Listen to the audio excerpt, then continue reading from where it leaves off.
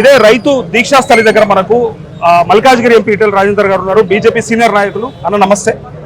అన్న, రైతులంతా రాష్ట్రంలో ఎదురు చూస్తూ ఉన్నారు. రేవంత్ రెడ్డి చెప్పినటువంటి మాట జూటా మాటలను తేలిపోయినాయి.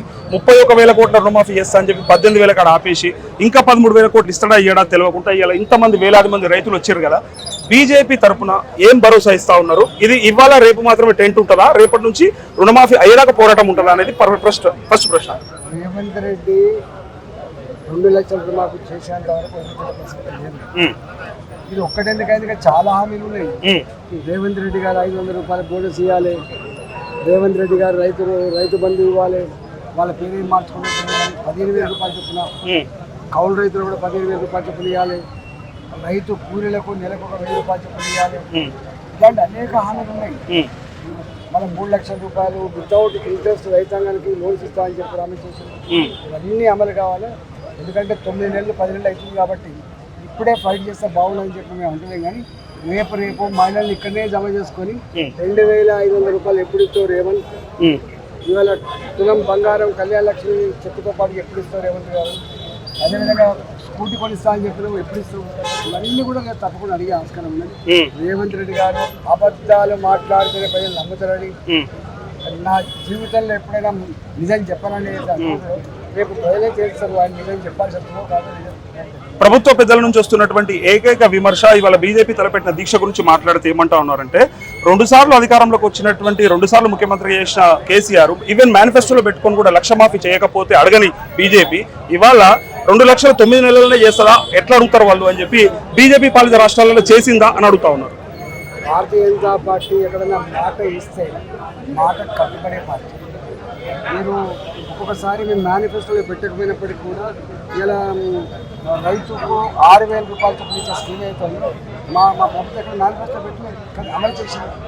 ఇవాళ ఫెర్టిలైజర్స్ కంపెనీ రామగుండంలో మేము ఎక్కడ మేనిఫెస్టో పెట్టలే 6,000 కోట్ల రూపాయలు పెట్టి కన్స్ట్రక్ట్ చేసి ఎరువుల కొరతలు ఎక్కడ చేసింది భారతీయ జనతా పార్టీ.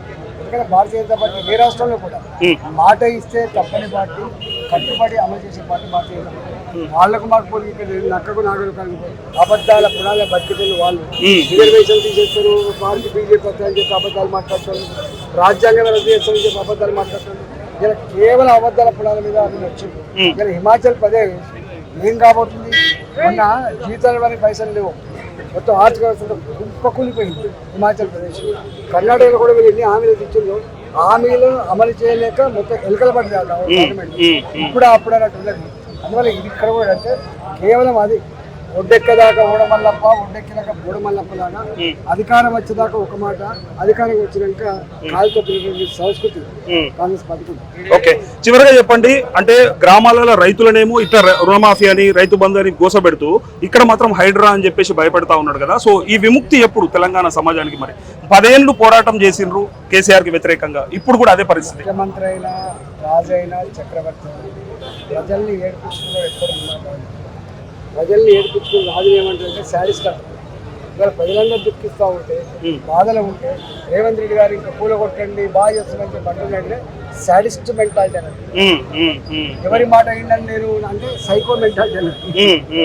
అట్లా ఓ సైకో లాగా ఓ శాడి లెక్క ఇవాళ ముఖ్యమంత్రి ఉంటే ఈ రాష్ట్రానికే ఒక అరిష్టం.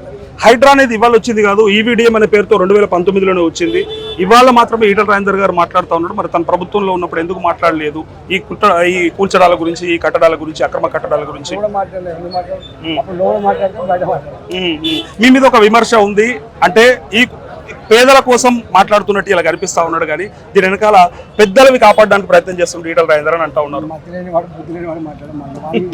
ఓకే అన్న.